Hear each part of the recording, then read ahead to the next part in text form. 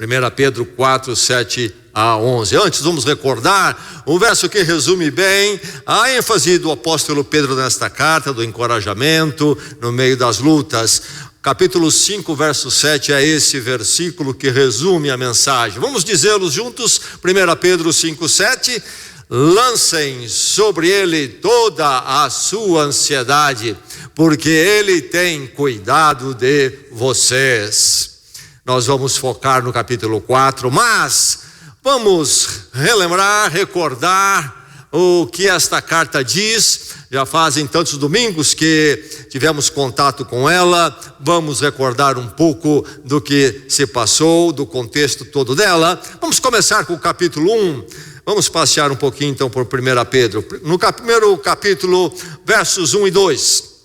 Capítulo 1, versos 1 e 2. Temos ali a autoria da carta, o remetente, e temos também o endereço para onde a carta deve ir, a quem se destinava.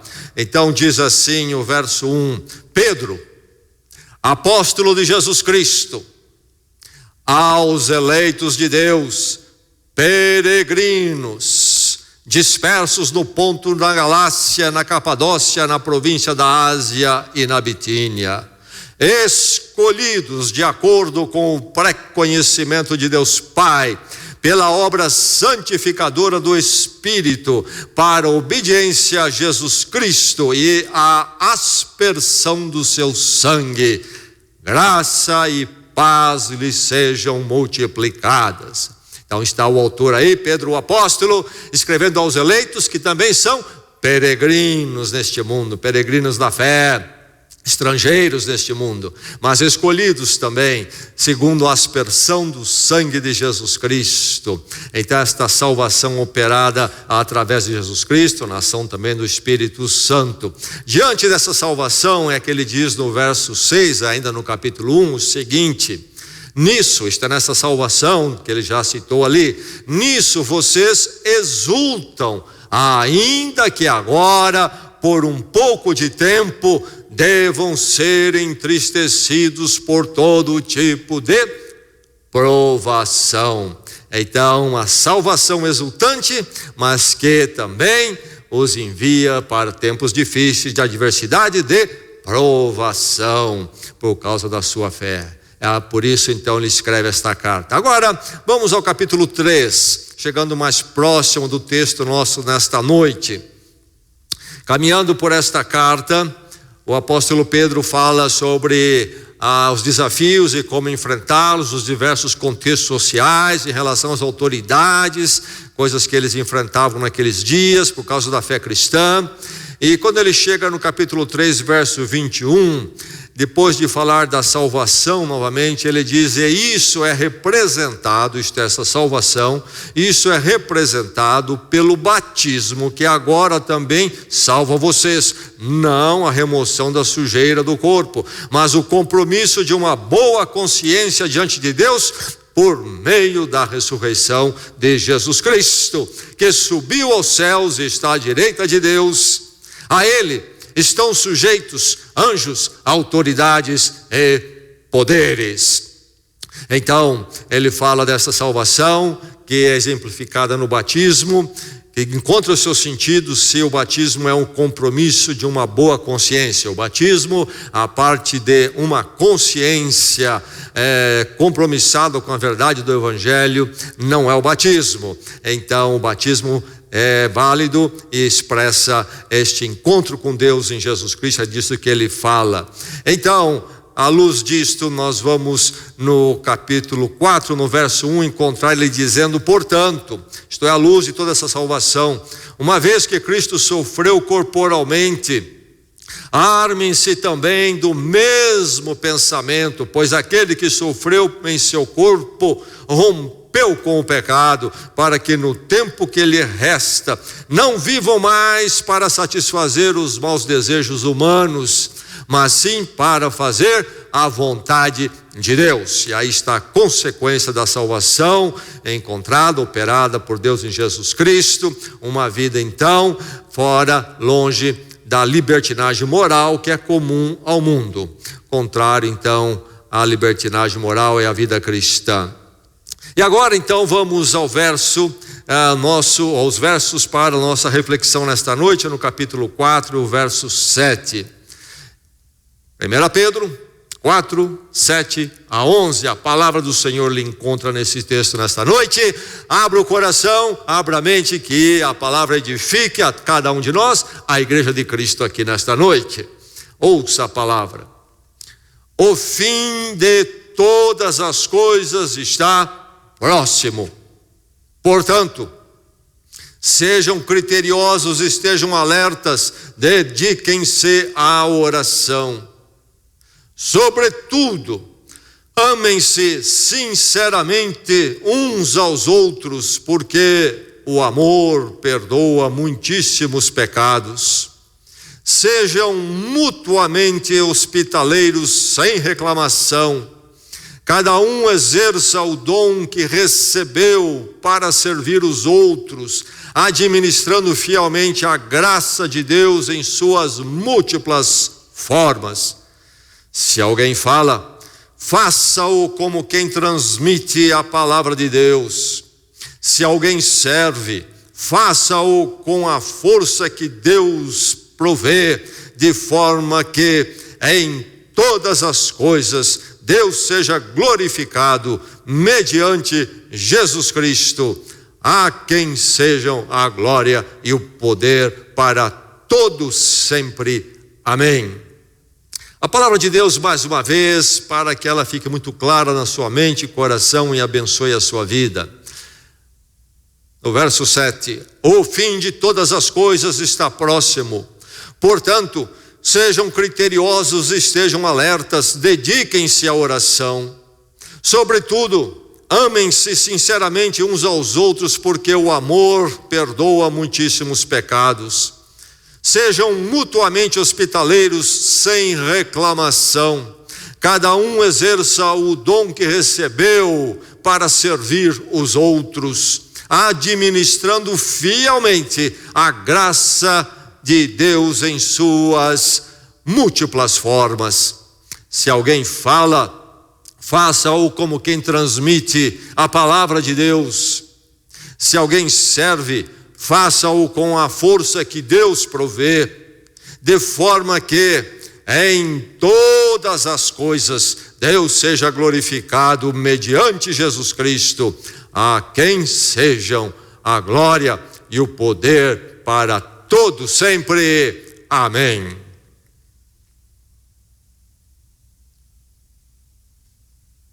Um pastor conhecido meu foi passear no Rio de Janeiro e pediu ao seu hospedeiro para ver algumas coisas que ele gostaria de conhecer lá. E uma delas foi: eu gostaria de ir ao Maracanã, o antigo Maracanã. E quero assistir um jogo de futebol no Maracanã. E havia então, naqueles dias, um jogo clássico, dois grandes times com as suas torcidas organizadas. E lá foi ele assistir isso. Maracanã cheio, torcidas organizadas. Ele queria ver toda aquela dinâmica, aquele comportamento. E lá foi ele para o meio de uma das torcidas organizadas, então a maior delas ali. Ele ficou lá como observador e achou interessante aquele movimento, e olhando como que as pessoas se comportavam. E lá estava ele então no meio da torcida, e mais embaixo lá havia o comandante da torcida, um brucutu lá, que dava as ordens: agora é hora de pular, agora é hora de ir para o lado. E todo mundo ali no comando, e pulando, gritando, e ele observando. Que interessante. Mas daqui a um pouco o comandante lá, o brucutu, olhou para cima e mirou nele e disse: tem gente aí que não está vibrando. E aí uns 20 brucutus do lado dele também olharam para ele. E de repente ele se viu apertado, ele arrancou a camiseta e também começou a girar ali. Às vezes na igreja dá vontade de fazer isso. Tem gente aí que não está vibrando. E olhando aqui o texto de Pedro, poderíamos colocar em outras palavras: tem gente que não está engajada na comunhão. Tem gente que não está engajada na comunhão. A preocupação de Pedro agora se volta para dentro da igreja. Os irmãos lá no primeiro século estão enfrentando momentos de adversidade, dificuldades. Escreve Pedro esta carta entre 64 e 67 depois de Cristo. Lembre-se, Nero tinha colocado fogo em Roma e culpou os cristãos, transferiu a culpa para os cristãos. Eles puseram fogo em Roma. E a animosidade contra os cristãos se acirrou mais no Império Romano. E eles passaram a ter dificuldades por causa da fé e o comportamento como cristãos, dificuldades socialmente, culturalmente e inclusive do ponto de vista legal. E aí Pedro escreve para eles, encorajando para fortalecê-los, e Pedro então fala sobre como eles deveriam se portar, se conduzir fora da igreja, dentro de casa. Agora ele se volta muito para a igreja e a comunhão. Este é o assunto dele. A comunhão e nosso engajamento nesta convivência, nesse relacionar em Jesus Cristo que se chama igreja. Igreja de Jesus Cristo, segundo o Novo Testamento, para ser igreja, precisa satisfazer alguns critérios. Quando eu observo essa explosão de igreja e vejo o que acontece, na minha leitura, pelo que eu entendo do Novo Testamento, uma boa parte não satisfaz os critérios para serem chamados igrejas, não são igrejas. E alguns critérios podemos colocar a outros. Um dos critérios é o rol de membros. A igreja precisa ser definida. Quem é a igreja e quem não é. Quem faz parte do corpo de Cristo e quem não faz. Jesus mesmo deixa isto implícito em Mateus 18. A igreja tem que ser distinta do mundo. Quem faz parte da igreja de Jesus Cristo e quem não faz. Onde a igreja começa e onde ela termina. A igreja não é uma coisa cinzenta que ninguém sabe quem é realmente igreja. A igreja tem um rol de membros. A igreja sabe quem está comprometido como corpo de Cristo na fé em Jesus Cristo. A igreja não é simplesmente um grupo de pessoas empacotados num auditório, num prédio, para cantar algumas coisas e assistir algumas coisas religiosas e que falam de Jesus. Não, é preciso ter um rol de membro e mais, é preciso haver aquilo que se chama discipulado, isto é, haver uma mutualidade, programas de ensino e crescimento na vida cristã. E então precisa haver disciplina, uma palavra rejeitada nos nossos dias, não se aceita mais essa palavra, mas é bíblico necessária, disciplina. A igreja precisa zelar por ela, como corpo de Cristo. Estamos todos nós vivendo, nos comportando como devemos. E se não estamos, precisamos ser disciplinados, exortados, corrigidos, para que na igreja não comece a ficar confuso, preto no branco, mundo e igreja, não comece a ficar tudo cinzento. Nós precisamos manter a igreja sempre o que ela deve ser. E mais, a igreja tem que ter comunhão. E agora chegamos então no que Pedro toca. Igreja não é apenas um programa religioso, um auditório religioso, onde vamos porque nos sentimos bem e ali então se canta. Não, é preciso haver um entrelaçar, um conviver em Cristo. Nós temos muitas convivências fora da igreja e legítimas, quero crer, espero que assim seja em todas as nossas vidas, mas que não são em Cristo.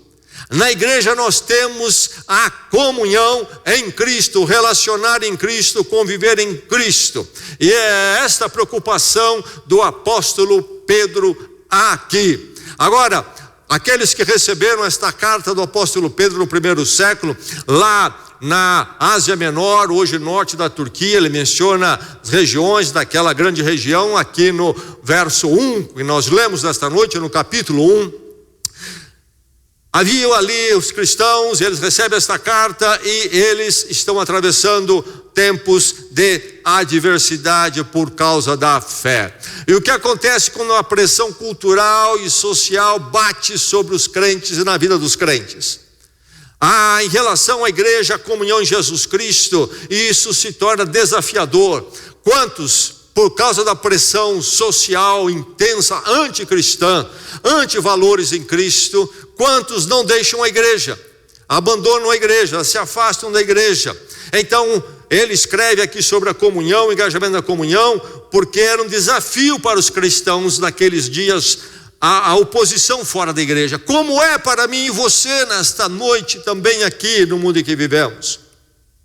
E mais, nós justamente por sofrermos a oposição da cultura da sociedade, é que nós precisamos da comunhão e do engajamento na comunhão, precisamos da força da comunhão, precisamos contrabalancear em nossas vidas aquilo que recebemos de pressão contra o evangelho com aquela comunhão, convivência que nos pressiona a favor do evangelho, a comunhão da igreja. Então Pedro, preocupado com aqueles irmãos, direciona-os para o zelo, engajamento na comunhão, e você e eu também, essa igreja também nesta noite. Que eu e você possamos estar engajados na comunhão. Que você possa estar engajado na comunhão. Tem alguém aqui que não está vibrando? Tem alguém aqui que não está engajado na comunhão? Deixe a palavra modificar seus hábitos, comportamento, atitudes, sair da sua zona de conforto, da mesmice e se engajar com a comunhão de Jesus Cristo, a igreja, a única comunhão que Jesus Cristo deixou, a única obra dele, a igreja de Jesus Cristo em termos sociais. Esta comunhão que exige o engajamento. Agora, o que é que nos norteia? O que é que nos dá referências, motivação para o nosso engajamento? Poderíamos falar de algumas coisas, mas Pedro coloca duas balizas principais. Duas balizas. Primeiro, ele começa dizendo no verso 7, o fim de todas as coisas está próximo. O fim de todas as coisas está próximo. O cristão, aquele que encontrou-se com Deus em Jesus Cristo mediante a cruz, aquele que se converteu, confessou isto no batismo, faz parte da igreja, é alguém que sempre vive nesta urgência, nesta iminência do fim. Assim foi com estes irmãos no passado e assim conosco. O fim está próximo, o fim de todas as coisas está próximo. É uma expressão, uma colocação que aparece diversas vezes nas Escrituras. Em Romanos, o apóstolo Paulo, a carta aos Romanos, capítulo 13, verso 12, o apóstolo Paulo fala sobre isto. Em Filipenses, capítulo 4, verso 5, o apóstolo Paulo fala sobre esse fim próximo. Tiago 5:8, na sua carta nas Escrituras Sagradas, também fala sobre isto, o fim está próximo. E é interessante ver a colocação de Jesus Cristo no Evangelho de João, capítulo 9, verso 4. Ele diz: enquanto é dia, precisamos fazer a obra daquele que me enviou.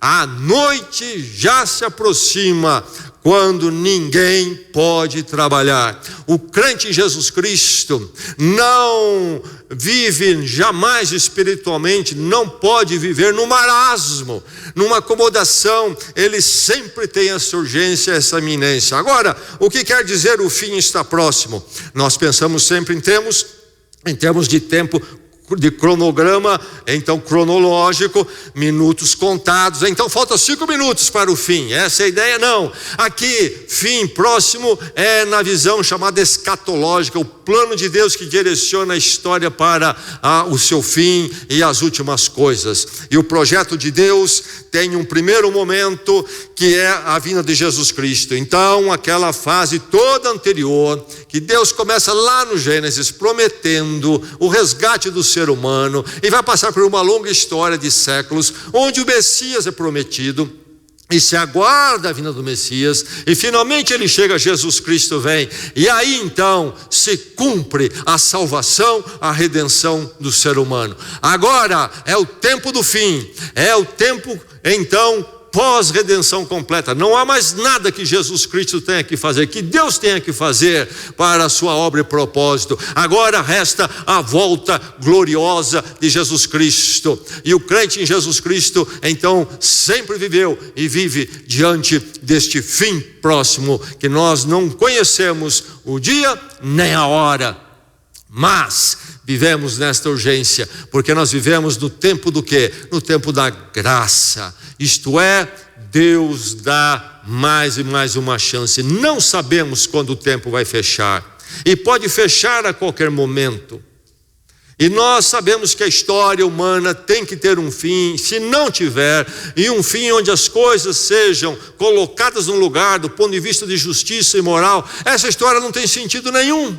É uma mera canseira que vai dar em nada, chega a lugar nenhum, inclusive a história das nossas vidas. Mas há uma direção de Deus, e então nós caminhamos nessa história dirigida por Deus, essa história que Deus conduz, e estamos sempre nesta eminência. Mas por que Jesus Cristo não voltou logo depois, ou nos dias desses irmãos lá no primeiro século? Não sei por quê, mas eu sei disto: a graça de Deus se estendeu, e eu fico contente que Ele não voltou no primeiro século, porque eu tive a oportunidade de conhecer esta graça. Por que Jesus Cristo não voltou em 1968? Por que Ele não voltou? Deveria ter voltado. Eu estou grato que Ele não voltou, porque em 1968 eu estava vivo, bem vivo, mas não convertido. Eu tive a oportunidade de conhecer a graça de Deus, mas nós vivemos na urgência e na iminência.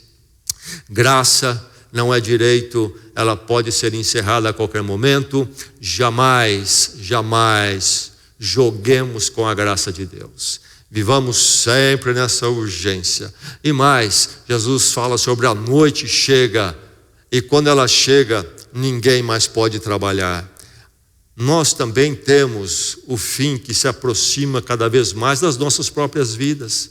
Quem de nós pode dizer quanto tempo tem? Meu irmão, nós não podemos ficar no marasmo espiritual. Esse tempo de hoje pode ser o último. Essa urgência tem que estar em nós, não no sentido do desespero, mas no sentido do zelo de fazer a obra de Deus. Primeira referência que deve me levar ao engajamento na comunhão na igreja de Jesus Cristo. Hoje nós estamos aqui, domingos e domingos não podemos estar. Poderemos estar aqui sempre? Não sei, meu irmão. Hoje no mundo há cristãos que não podem se encontrar e se reunir.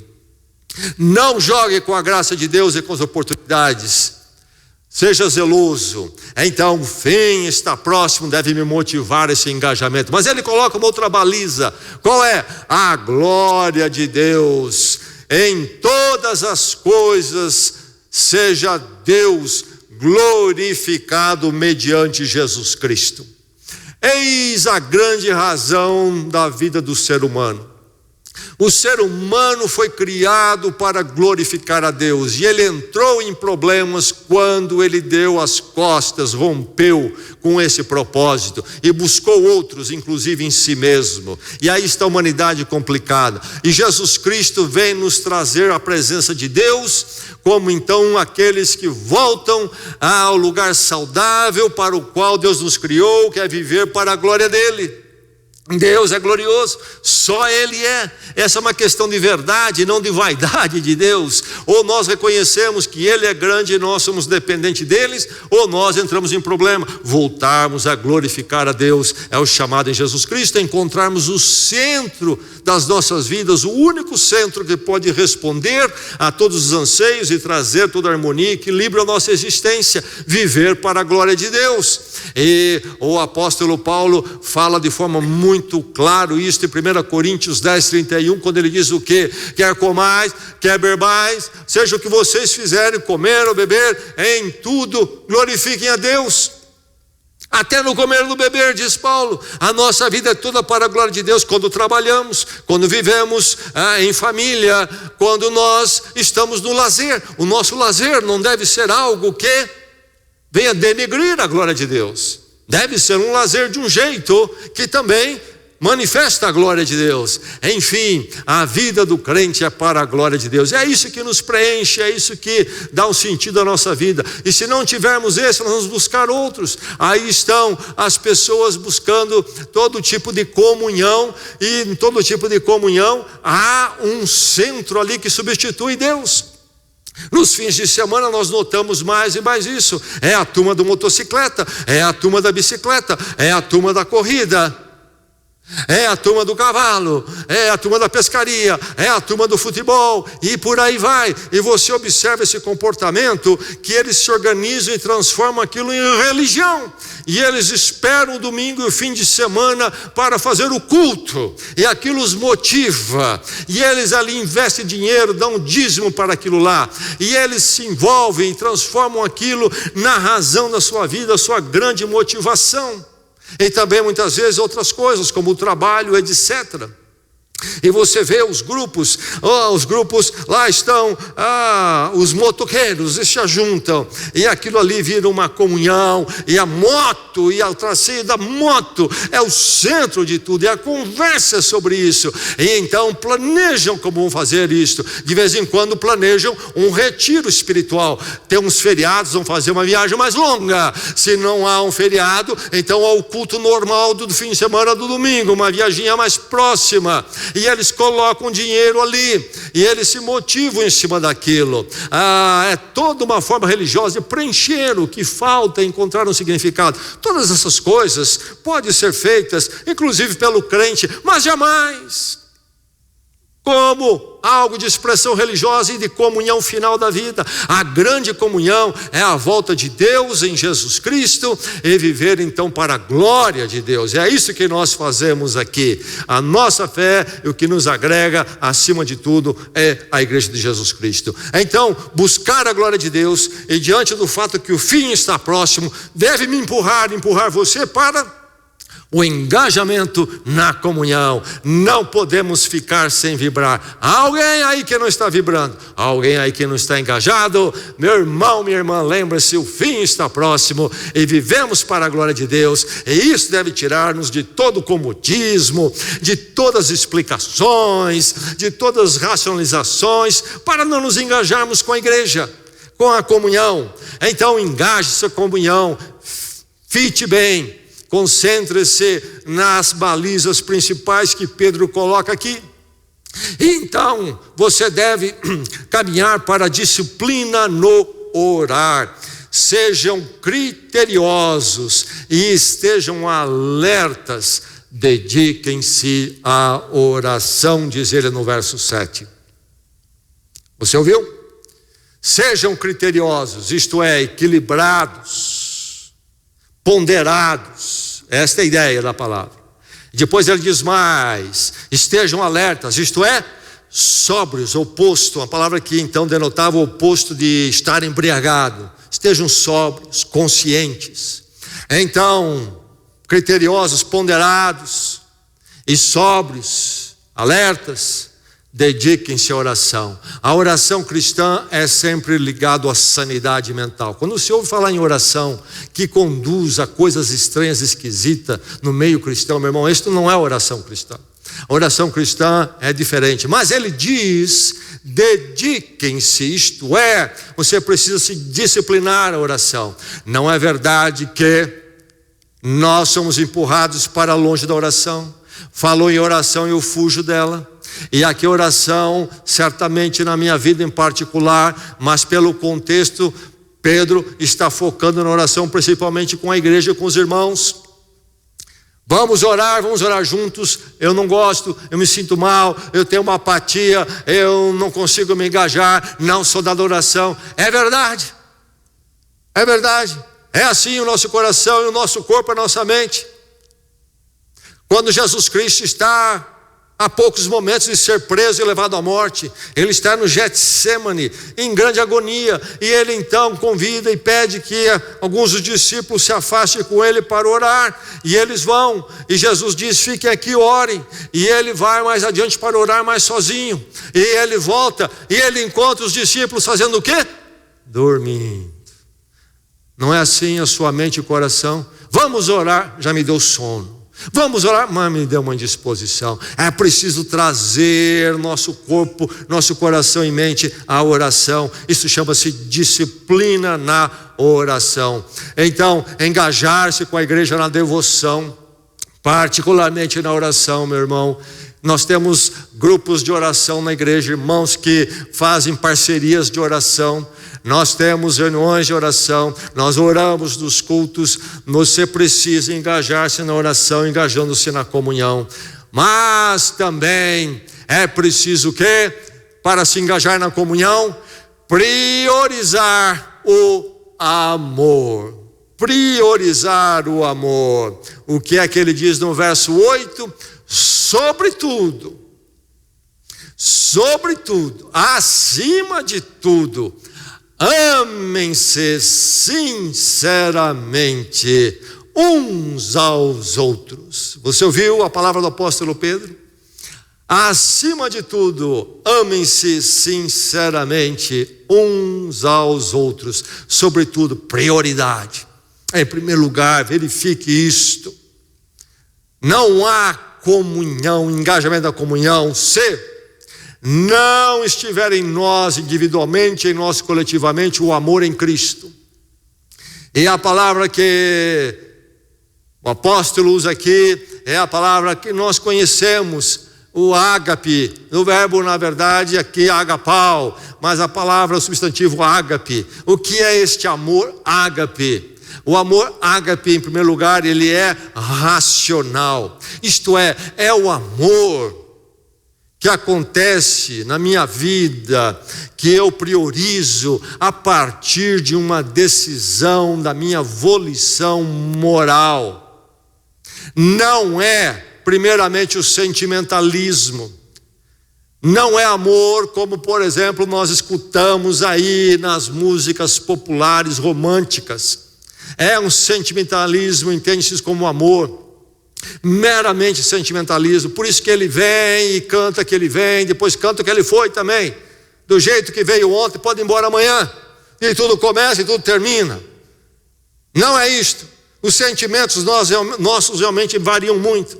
Aqui o amor é aquele que eu entendo o compromisso em Jesus Cristo de amar na comunhão. Mas não somente é racional, como ele é de sacrifício. O amor ágape é sempre de sacrifício, algo que exige de mim quando eu assumo este compromisso. Você entende o compromisso moral, não entende?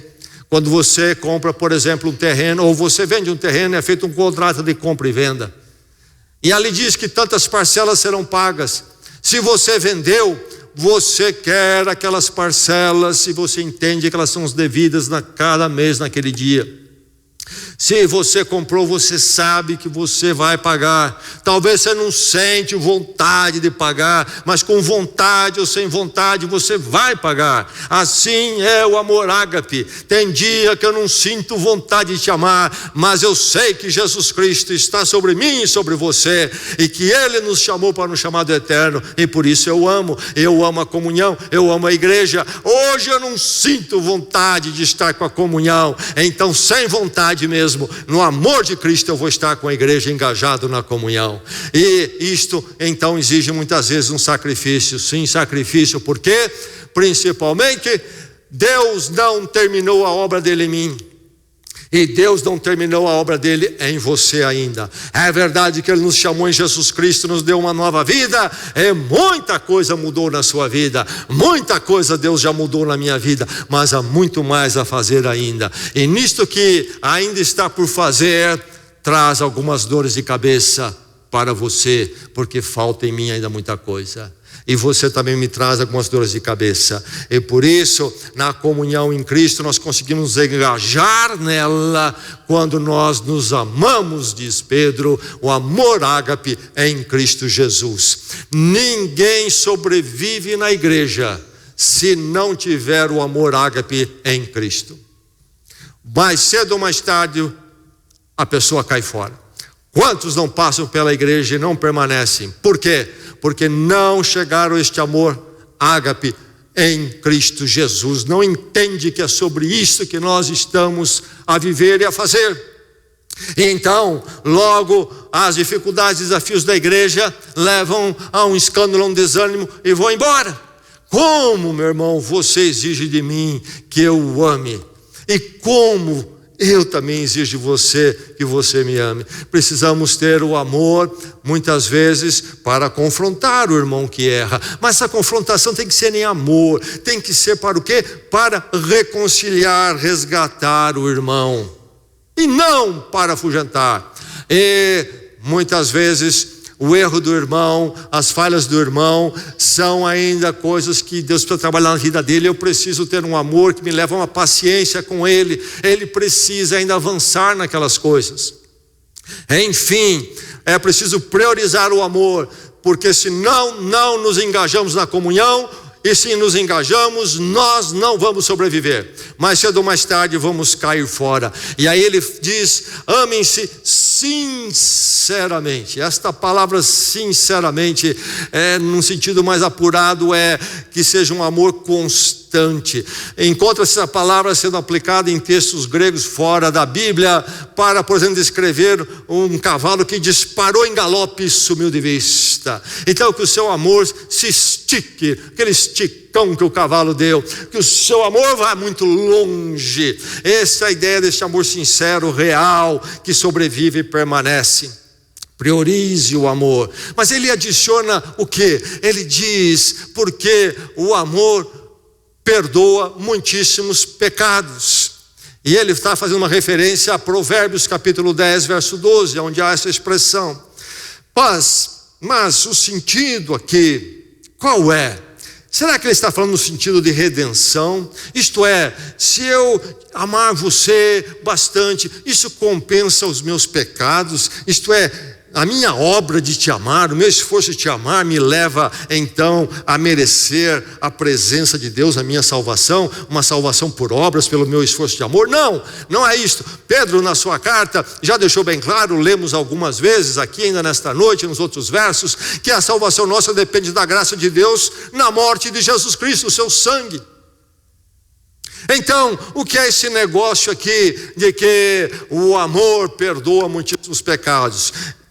Mais literalmente, e algumas versões antigas trazem desta forma mais literal, o amor cobre uma multidão de pecados. Em vez de perdoa, cobre. É o texto, é a palavra mais adequada para a tradução. A ideia aqui não é esta de operar uma redenção, salvação, uma forma então vicária, não é? É de penitência, eu amo para ser então aceito por Deus. Não é isto. A ideia aqui qual é? É que quando há o amor em Cristo, nós entendemos isto, que eu o amo em Cristo, o amor de Cristo é sobre nós. E note bem que é o amor em Cristo. Eu não o amo, meu irmão. O que me sustenta aqui com você e você comigo, não é que você é a pessoa bonita, não é também porque você gosta do mesmo lazer que eu gosto, não é também porque nós temos uma afinidade social ou quem sabe profissional, não é porque você é meu tipo. É porque nós, tão diferentes, estamos em Cristo. É o amor em Cristo que traz pessoas tão distintas para uma comunhão. Mas enfim, o amor cobre uma multidão de pecados. É que o amor é o que viabiliza a nossa convivência. É o amor em Cristo que torna possível. Quanta imperfeição em nós, e acontece ali, e acontece aqui, e acontece aqui. É preciso muito amor, é preciso ter o amor em Cristo, nos pactuando, nos sustentando em relacionamento. Então, o amor torna possível esta convivência, apesar de você falhar, apesar de eu falhar, continuamos. É nesse sentido a expressão aqui. Enfim, meu irmão, engajar com a comunhão, é preciso o quê?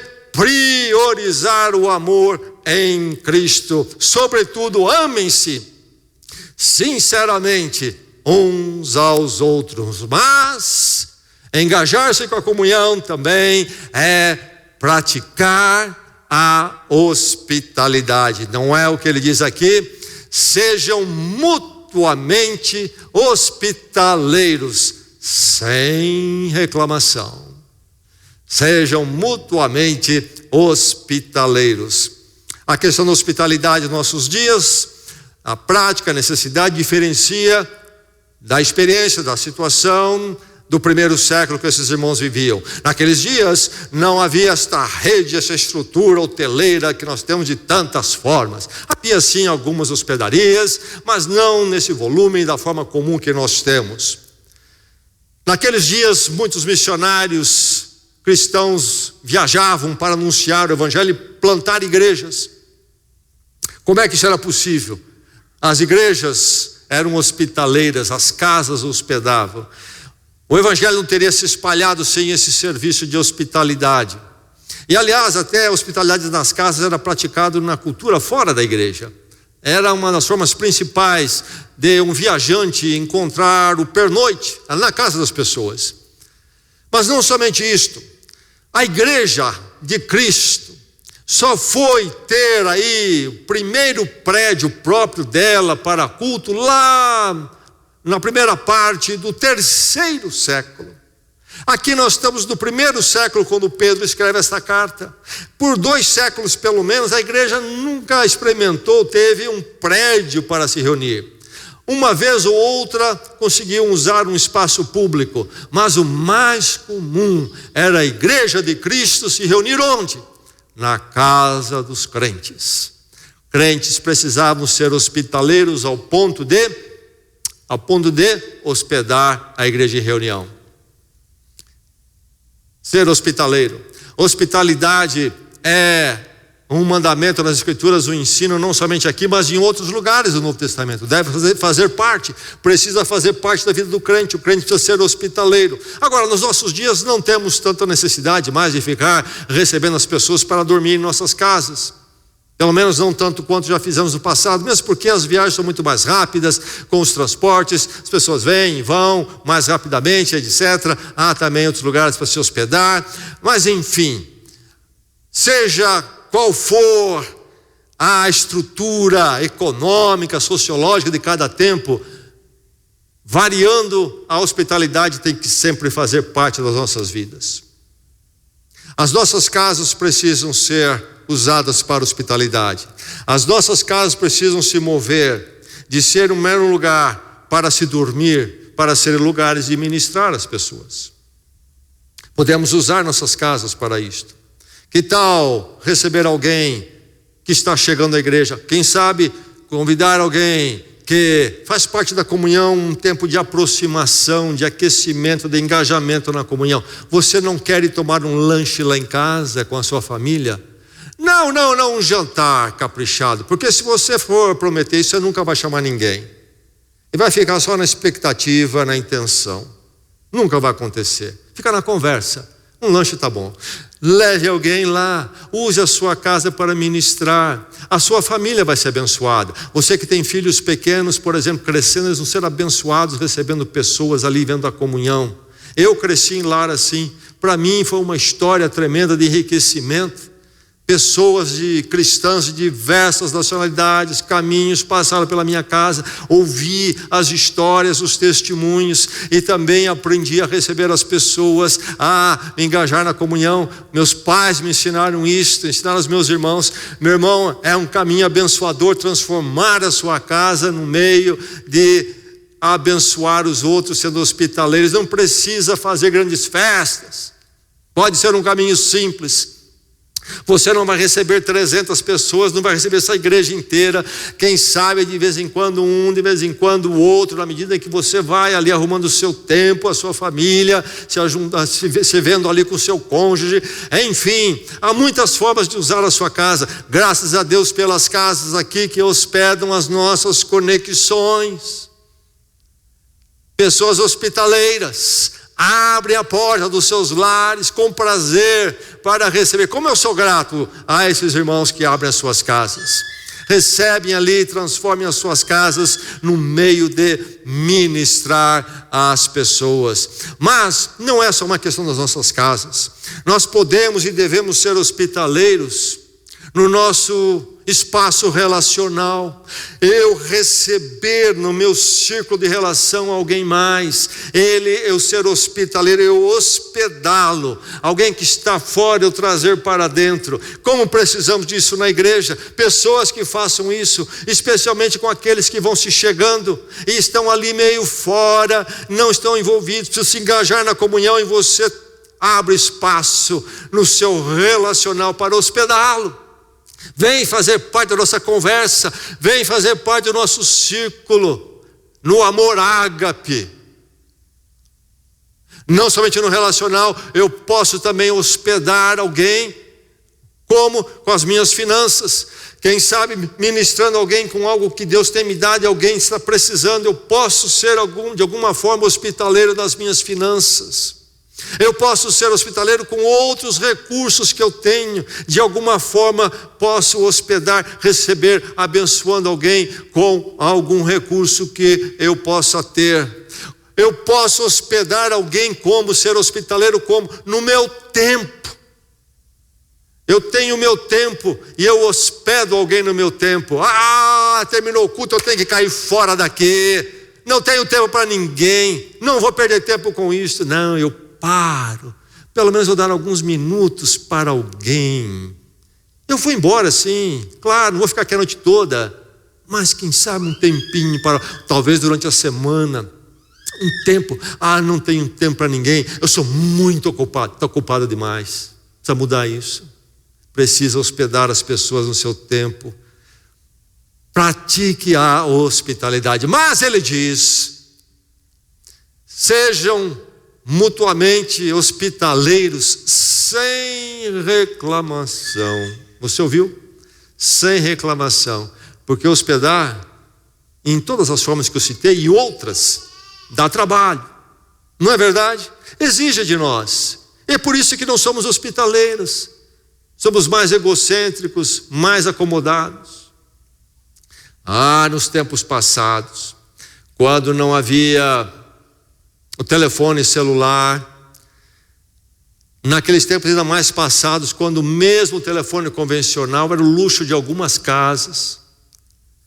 Quem viveu sabe como era, e sabe que era um tempo quando, por exemplo, o visitante aparecia de surpresa na porta da sua casa. Ninguém avisava. Cheguei! E eu ouvi a história de uma casa, mas que eu sei que não é história só dessa casa. Você deve ter visto e vivido isso e ouvido isso em muitas outras casas. Mas a história é o seguinte: lá estava um dia de manhã, por exemplo, a senhora da casa, nos afazeres, e lava roupa, e preparando o almoço, e alguém bate palmas, vai atender, tem as crianças ali preparando, vai para a escola também, atende a porta. Quem está na porta? Ou é um primo que veio lá de Munhoz, ele tem uma malinha na mão, e veio junto à esposa. Que surpresa, você aqui, é mesmo, eu vim, e tal, vai, conversa, vem, conversa, vai, entra e tal.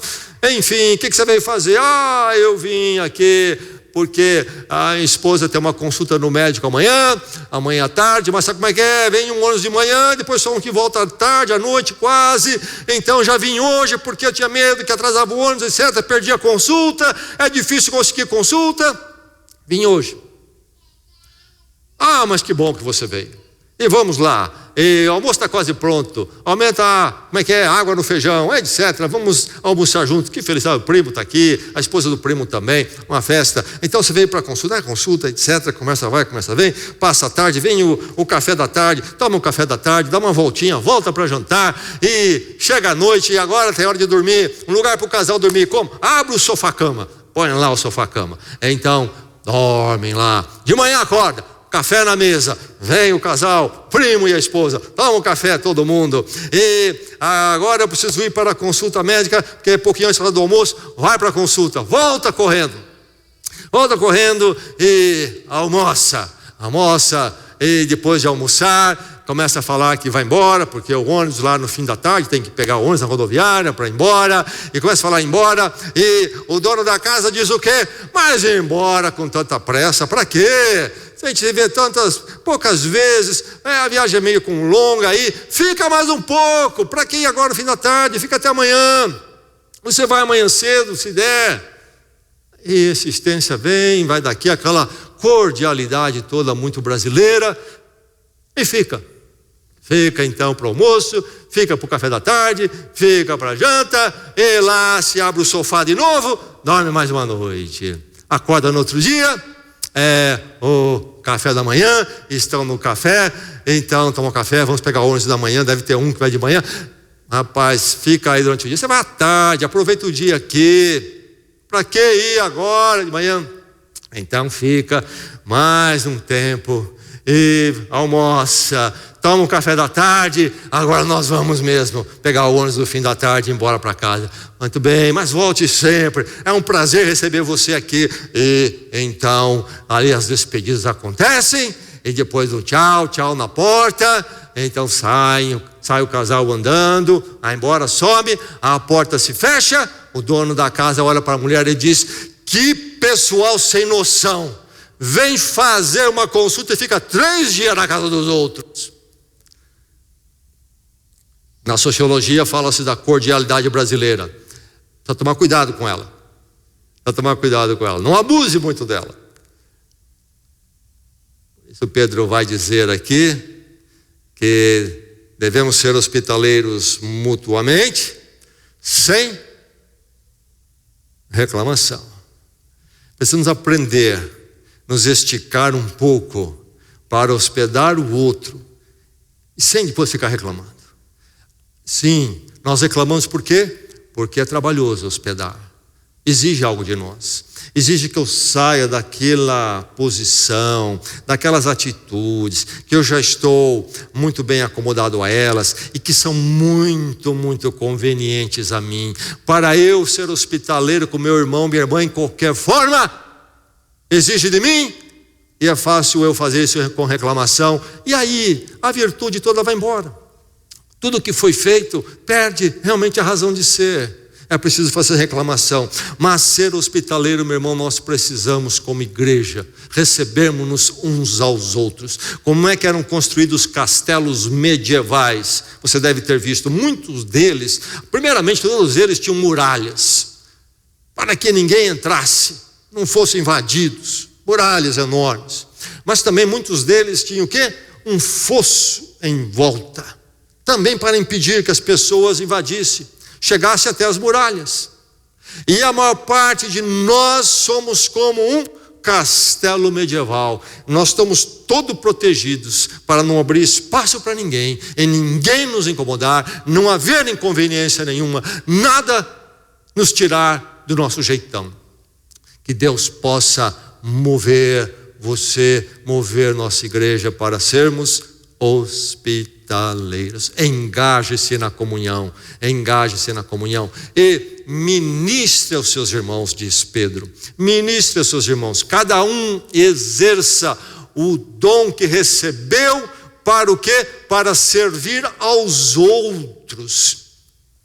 Deus nos dá dons, meu irmão, não para nós mesmos, mas para servir aos outros, ministrar aos outros. E aqui ele diz o quê? Ele diz mais: administrando fielmente a graça de Deus em suas múltiplas formas. Em suas múltiplas formas, cada um, isto é, de muitas formas, a graça de Deus vem sobre nós e dá a cada um de nós condição de sermos ministradores aos outros na comunhão. Isso nos é dado. Talvez algumas coisas são coisas que estavam em nós de ponto de vista natural, certa habilidade. Quando nós nos convertemos, o Espírito Santo toma essa habilidade e dá a ela uma dimensão espiritual que pode edificar a igreja. Talvez uma habilidade até que nós usamos para comportamentos e coisas não recomendáveis, e são resgatadas agora para abençoar a igreja e outros irmãos. Quem sabe eu tenho habilidade de administração e Deus toma essa habilidade para eu cuidar da casa do Senhor. Enfim, há muitas outras coisas. Mas cada um de nós tem aquilo que dá para ministrar aos outros. Eu tenho diante de mim a responsabilidade do dom de pastor e de ensinar. E alguns pensam que então a igreja tem um sacerdote, é só ele que faz. Não é isto. Todos nós temos que fazer de formas diferentes, igualmente importantes. Todos nós, é o que Pedro está dizendo aqui. Então é preciso exercer, cada um exerça o dom, cada um nas suas múltiplas formas. E aí ele fala sobre administrando fielmente. A palavra administrar aqui, a ideia é aquela do mordomo. Sabe quem é o mordomo? Mordomo é aquele que cuida como se fosse o dono, mas não é, daquilo que pertence a outros. Ele faz a vez do dono. Então, os dons que chegam à minha vida e à sua, seja o dom de encorajar, orar, ministrar, ensinar, seja o que for, deve ser algo que eu faça com esmero, com cuidado, porque está em mim, está a meu dispor, mas não é meu, é do Senhor. É preciso administrar fielmente. E ele vai dizer: se alguém fala, faça-o como quem transmite a palavra de Deus. Se alguém fala, primeiramente deixe-me dizer que esse se não é a ideia do condicional. Pode ser que fala, pode ser que não fala, mas a ideia seria melhor traduzida como aquele que fala. Aquele que fala, é um fato, aquele que fala. Então, falar. Eu, por exemplo, já disse, grande parte do meu trabalho tem a ver com falar daqui. Mas nós, no engajar com a comunhão, precisamos falar de muitas formas. Tem a palavra do ensino, talvez num grupo, numa classe, num grupo mais íntimo. Tem a interagir uns com os outros, a fala, a palavra de exortação, de encorajamento, de oração, de aconselhamento. Há tantas formas de falar que eu e você temos e que Deus quer usar para edificação. E se eu me engajar com a comunhão, isto vai acontecer e eu serei canal de edificação. Eu vou estar ministrando ao meu irmão. Mas não somente falar, ele diz também: se alguém serve, faça-o com a força que Deus provê. Se alguém serve, isto é, aquele que serve. E aí ele se refere àquele engajamento com a comunhão, que não é sobre o falar, mas coisas que nós fazemos. Aí está uma ação da administração. Quanta administração não acontece na igreja, não é mesmo? Nos ministérios, na igreja em geral. E também a liderança, outra ação aqui, que é do servir, que não é de falar primeiramente. Também o ministério de socorros, auxílios àqueles que estão em necessidade. Seja qual for, necessidade espiritual, precisa do meu apoio, minha presença, minha solidariedade. Emocional, atravessar um tempo difícil no emocional, no profissional, no econômico, na saúde. Socorros, então, servir desta forma. E os ministérios de apoio, quando você chega aqui, por exemplo, na nossa igreja, você logo já vê o pessoal do estacionamento. Estão servindo, engajados na comunhão. Ali nós já somos recebidos por Ele num primeiro contato com a comunhão que vamos abraçar aqui dentro. E aí depois uma porção de outras coisas acontece, de ministérios de apoio dentro da igreja, todos servindo. Então no falar, no servir, sempre ministrando aos irmãos, não ficar à parte, mas fazer parte engajado. Então ministre aos irmãos, engaje-se com a comunhão. Você está engajado, meu irmão, minha irmã? Tem alguém aí que não está vibrando? Tem alguém aí que não está engajado? Que o Senhor possa levar nessa palavra nesta noite a viver de forma mais rica e intensa a vida cristã, entendendo mais o que é ser igreja e fazendo mais parte dela, encontrando sempre o seu espaço, o seu lugar para ser um verdadeiro no corpo de Cristo. É preciso se engajar na comunhão. Poderíamos contar muitas histórias, buscar alguns pensamentos que nos ajudem a abraçar mais esta ideia, mas há uma história antiga, dos pregadores antigos, que ela sempre cai bem. Qual é a história? Lá na Europa, no inverno, tempos frios, a igreja se reuniu, uma dada família não veio no culto naquele domingo. Mas no domingo ela não veio. O pastor foi fazer uma visita. O que está acontecendo? E foi lá, então, numa noite visitar a família. Estava a família, então, pronta para receber o pastor. Naquela visita, a lareira, não havia outro tipo de aquecimento naquela época, a lareira ali acesa, produzindo calor para o ambiente.